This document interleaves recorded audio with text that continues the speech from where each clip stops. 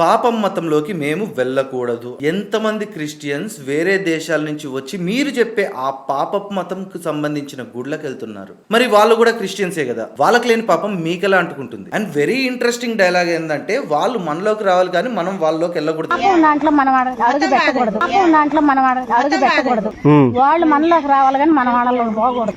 వాళ్ళు మనలోకి రావాలి కానీ మన వాళ్ళలో పోకూడదు. ఏం చెప్పారంటే సూపర్. ఆ తర్వాత ఏంటి, దేవుడు లెక్క అడుగుతాడంట. ఎన్ని ఆత్మలు మార్చావు నువ్వు, ఎంతమందిని తీసుకొచ్చావు నువ్వు అని దేవుడు అడుగుతాడంట. అది కూడా ఎక్కడంటే పరలోకంలో అంట.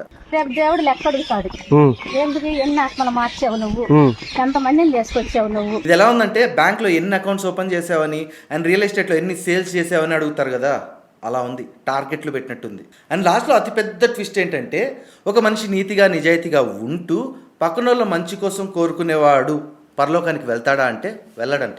పరలోకం ఉండదా? పరలోకం ఉండదా?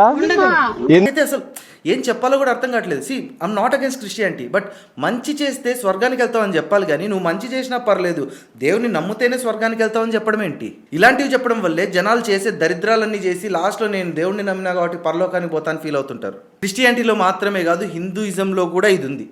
ఫలానా రోజు ఫలానా గుడికి వెళ్తే నీకు పుణ్యం వస్తుంది అని చెప్తారు.